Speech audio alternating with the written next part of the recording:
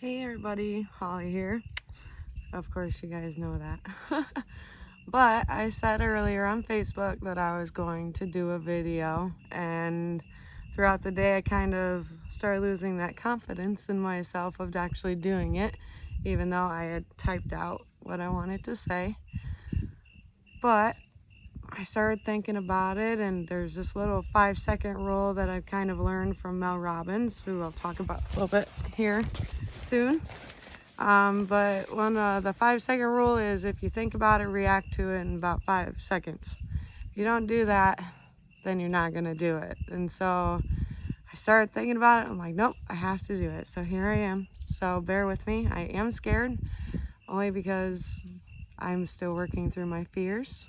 I've learned a ton in the past week that I didn't know before. But I am scared. I am fearful of rejection, of judgment, of acceptance, of looking down on, of not being good enough. But I'm none of those things. I am amazing. I am awesome, phenomenal. I'm good enough. I am accepted.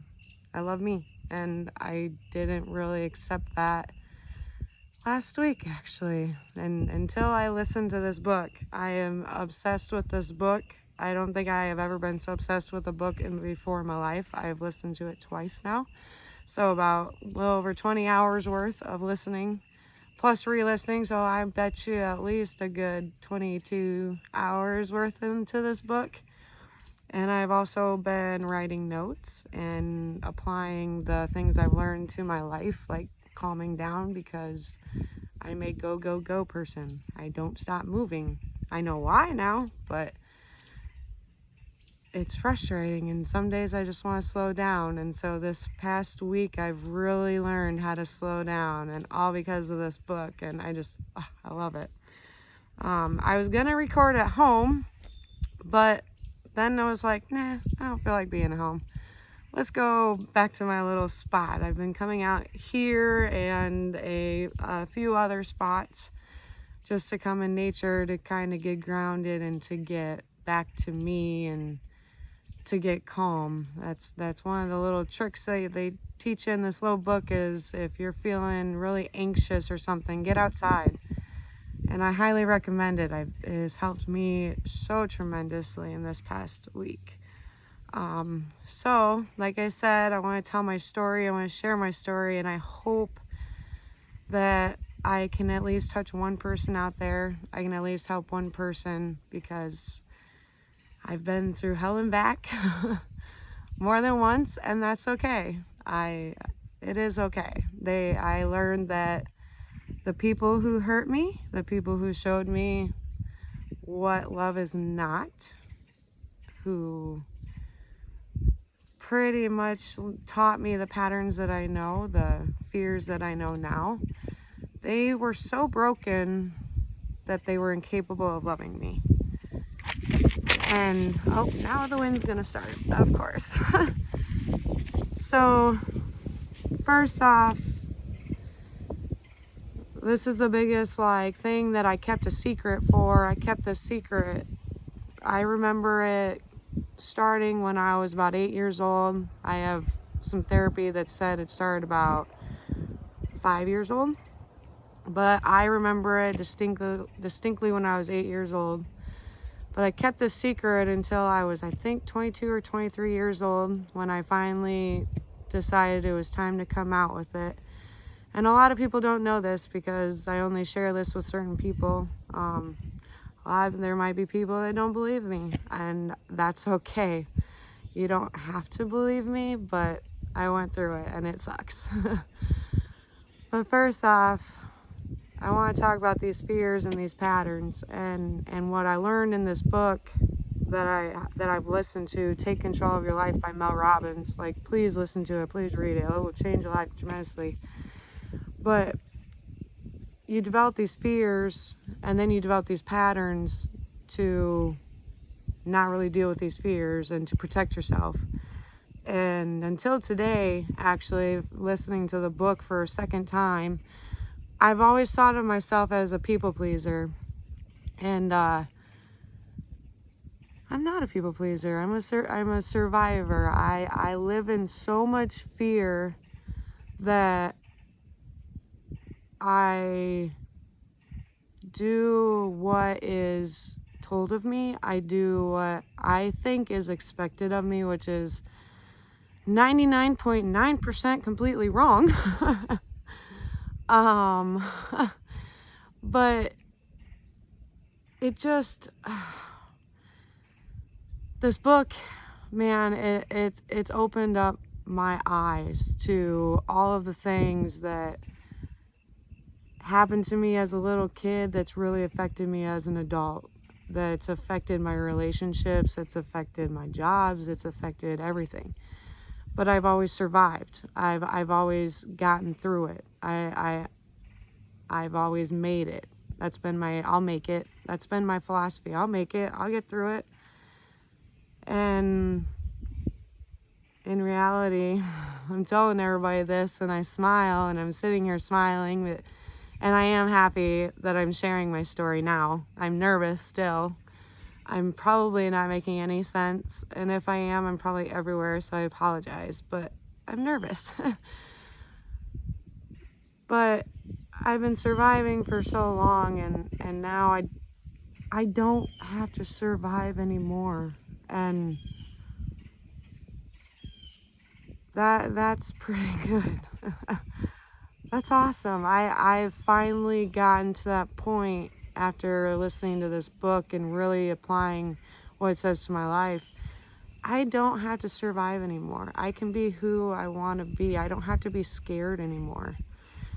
My biggest secret that I kept was when I was younger, my mom decided to move out here with this lovely guy named Dave. And this one day that I still remember, this I get flashbacks. I have PTSD. If you have PTSD, please get help. I was against therapy for about 31 years. 31 now, and I finally accepted it, and holy moly.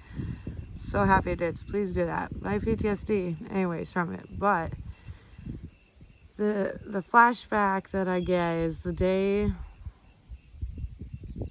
that I was laying in the bed with the guy that raised me, Dave. And he was touching me and doing things to me that I didn't like. But I was told it's okay. It's what they do. But don't tell anybody, this is our little secret. And I had to deal with it. I didn't know what to do. I was just a little kid. I couldn't really stand up for myself. And then him telling me, don't say anything or you'll get in trouble, or, and I remember my mom walking down the stairs and him freaking out and having to hide. And I remember hiding and them two talking, and I remember being so scared that I was going to get in trouble, that I was going to get caught and everything. And to this day, I still get that scared little moment, and it bothers me, but it's understandable. I mean, it's traumatic. But I wanted to so hard, so bad to just stand up and tell my mom when she was right there. But I didn't. I too scared. I was fearful. I was fearful to stand up. So that continued secretly. And then one day, my mom, who got some issues, which we all have issues, but she hasn't really fully accepted her issues, and that's okay. Maybe one day she will, but it's okay. But she decided to up and leave when I was 9 years old and not come back. She moved out to Colorado. She barely called. Everything. So now this little kid, I remember sitting in the auditorium at school bawling. I remember all the kids coming out, what's wrong, and telling them, but trying to be positive and get through it. And remember being so sad, but fighting and being so scared and everything. And she left, and then it hit me that, I'm this 9-year-old little girl and I got 2 younger brothers at home, and Dave, he's working all the time. And so guess who gets to cook? Guess who gets to clean? Guess who gets to do that? So I became kind of like a mom at age 9. Big thing for a little kid, right? And then to top it all off, it's funny, I got labeled this, and it kind of made sense, throughout life and thinking about what I went through with Dave and everything, but I got labeled Little Kathy, and Kathy's my mom's name. And I became Little Kathy. I was pretty much mom and wife. He touched me, he did things to me that no little girl should ever go through. I never stood up for myself. I never tried to say no, because he had groomed me so bad that I couldn't say no. I was gonna get in trouble. And then all during this, and even when my mom was there, it's I had to go through that, and then I got abused, and then the mental abuse, because you try so hard and you're not good enough, and the drinking, and that was escalated, and as kids we never were good enough, and I mean, I got spanked, I got hit, I got thrown against the wall, my hair pulled, everything, and I still fought through. I still fought through. It's shocking, but I still fought through. I am a fighter, I am strong, but I would have to go to school and hide everything, and hide that I was so sad, and hide the fact that I didn't want to go back home. I stayed with friends all the time. All the time. I pretty much grew up on the farms, everything. I tried to find everything I could to be out of that house while all this was going on. Stay overnight so I wouldn't have to go through it. I never faced it. I never stood up for myself. I let it happen. I let him continue to groom me. And then now we come to today, and how a week ago, well over a week ago, I kind of had some harsh realities thrown in my face. And honestly, the harsh realities really hit probably a good 6 months ago or so, maybe a little bit longer, I'm not even sure. I've been trying my hardest to kind of get myself on track, but not till just recently have I really big time hit it.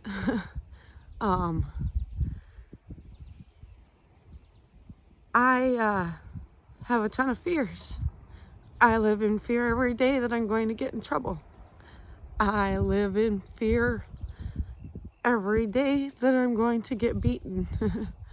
I live in every day that I'm going to get chased. I live in every day that somebody's going to leave me that I truly care about.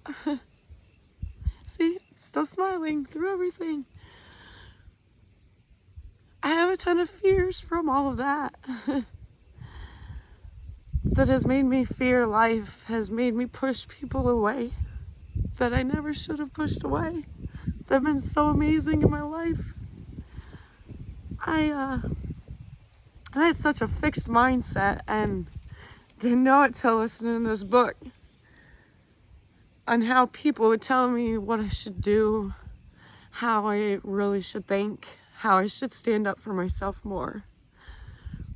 They would tell me and tell me, and I never would. I still cowered down. I still, like I said, did what I thought was expected of me. I cleaned. I made sure things were done. I want everybody else to be happy. And what you just heard is just a snippet of my life. I've been through a lot. But the other things I've been through, I thought I got my patterns from them. But then today when I started typing out what I wanted to say, which I barely said anything that I typed out, which is okay. But I learned that I don't stand up for myself, and I thought I got that from my first true relationship, the one where I got married, had my kids from. I didn't stand up for myself then, but actually in reality, I've never stood up for myself since I was a little kid. And to realize that I've been doing that my entire life was really hard to take in. But it definitely made me understand. And I fear abandonment, and with that, here's the wind.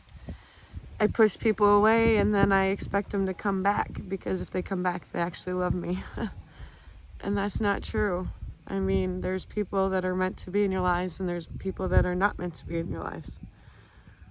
There's people that are meant to be in your lives for a little bit and then come back. And I mean, it's just because you could have grown, you could have changed your whole life, like I'm in a sense doing. I've changed my whole outlook on life. I don't live in fear anymore. I'm more calm. But this book has showed me that I can be me. I can stand up. I can share my story. I've wanted to share my story for a very, very long time, but I've always been too scared of it too. And as I'm sitting here, it's kind of relieving to start telling this story. And I hope that me explaining a little bit, even just now,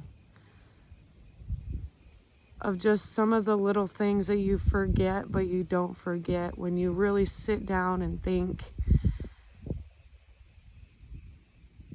and really, I guess, analyze past situations and really bring them to light in your own life. And that you can change, you can turn that around. It's when you've been abused like that, and I didn't know this until this book, I'm telling you, this book's amazing. When you've been abused and put down so much, all you do is try to survive.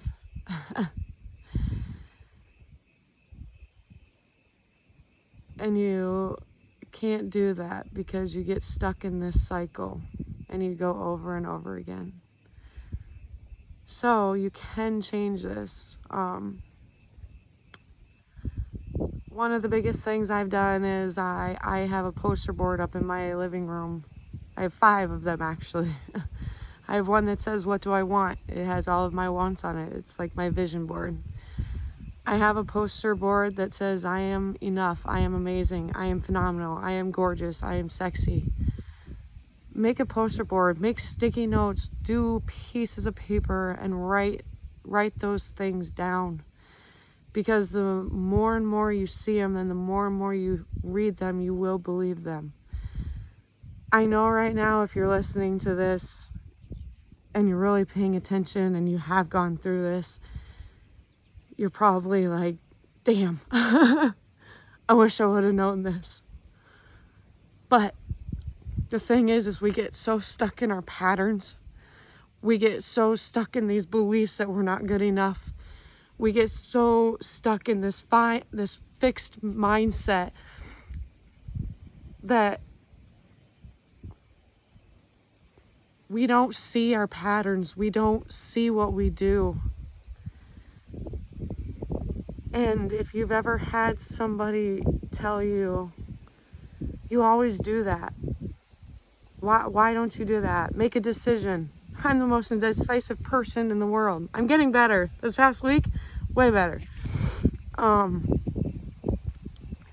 But you need to flip your brain around, because you've been brought up to feel like you're not good enough, to feel like you're not amazing. You've never been taught real love. You've never been shown real love. Because remember, they were so broken, they were incapable of showing you real love. And that is probably the biggest realization ever. But I want you to know that you do got this. Another thing, I got a poster board that has some quotes on it. One of my favorite quotes that I have loved since I was junior high. It comes from the movie. Oh my gosh, I can't even think of the movie, but it has Hilary Duff in it, and A Cinderella Story. And the quote is never let the fear of striking out keep you from I can't talk now. Never let the fear of striking out keep you from playing the game. And I never realized that as a kid how much that would impact me today at 31 years old. Because I have let fear win. I still let fear win. I still get stuck in my little head spins, but I'm learning to take breaths. I've been out exercising. I've been out here in nature. This is one of my favorite spots to be. I love coming out here because it's just the birds and the bees and the frogs and everything, and it's so calming, and the wind, and you have to do that. You have to learn to calm yourself.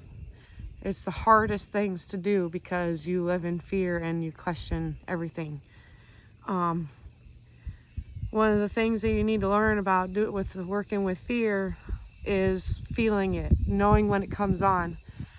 In the book, she talks about how the body can sense fear, the body can sense your anxiety. Excuse me. The body tells you before it hits your head, and you have about 90 seconds. This darn wind's hitting me again. You have about 90 seconds to stop that and flip it.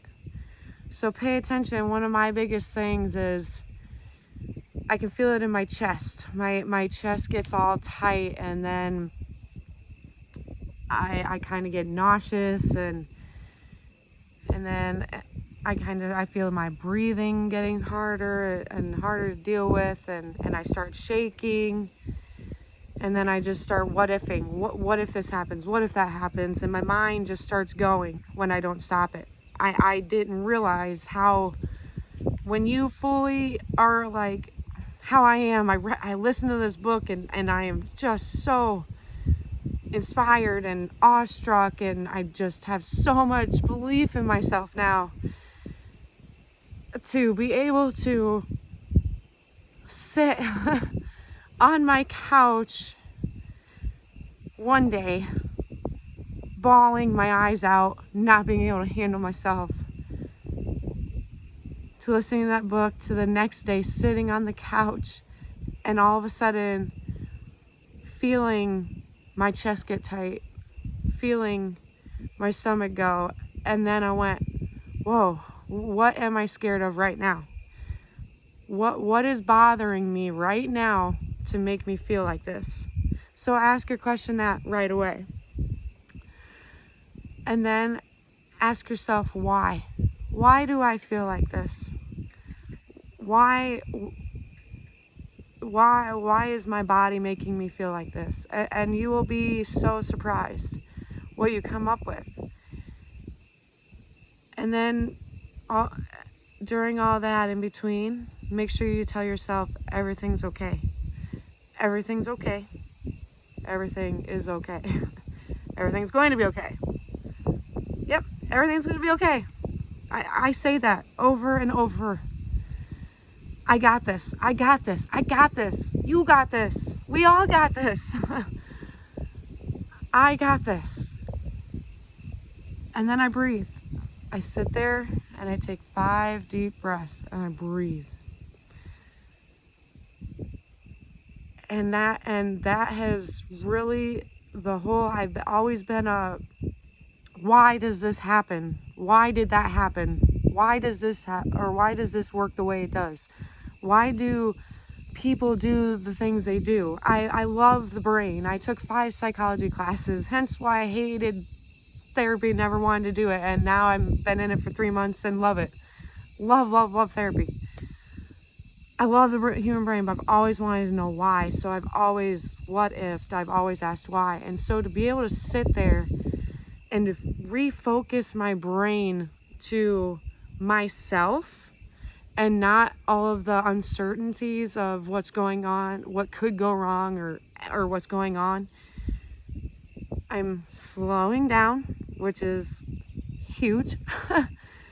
And I'm breathing and I'm learning, okay, what triggered me to make me feel like this? I'm learning my small little triggers that I didn't realize made me feel on edge so much every day.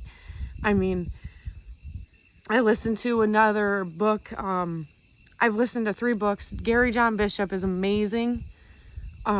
He tells it like it is. I've listened to Unfuck Yourself twice. I've listened to Do the Work twice. I've listened to Stop Doing That Shit twice. And it wasn't until this last time that I actually printed off the workbooks. And I highly recommend, if you do listen to Take Control of Your Life, please print out the workbook and do it. It really sheds light. Brings up those small things that you don't see. Like I said, when you're stuck in a pattern, you do not see it. You don't at all. And you're so fixed. But you need to get out of that pattern, have that growth mindset. But Gary John Bishop, he has on his book, Do the Work, he has a free workbook that comes with, and I was sitting there and I was doing it, and it really, I recommend, even if you don't want to listen to the book, Do the Work, I recommend Googling the PDF and downloading it and printing it off, or typing it, or reading the question and writing your answers down. I highly recommend doing it. You need to write down who you blame for everything, what you blame for everything. It doesn't matter. It may be a pity party, seem like a pity party on yourself, but you will understand and realize so much more about yourself than you ever did before after doing that. So I highly recommend listening to Take Control of Your Life, of course, by Mel Robbins, please. And then I recommend listening to, if you can, Unfuck Yourself by Gary John Bishop, Do the Work by Gary John Bishop, and Stop Doing That Shit by Gary John Bishop. Tongue twister now. Listen to those and do the workbooks, because you're gonna be like, I expected to be crying still, and look at me, I'm smiling, I'm excited, I'm so happy, I'm so proud of myself, because look at me, guys. I'm telling my story. I've got goosebumps and I'm about to cry because I'm so proud of myself. I'm finally doing it. I'm finally taking control of my life. I'm finally fighting against my fears. I'm fighting against everything that I was taught, and I'm finding me. I hope that this helps somebody. There is more. There is so much more, but I hope that you take this journey with me. And if you have any questions, or if you want an accountability partner, or if you just want somebody to talk to and get insight to, please feel free to get a hold of me, because I'm willing to help, because I understand. I really do understand. And don't forget, you got this, and I got this. You're amazing, and I'm amazing. Have a good night, everybody. Enjoy the view.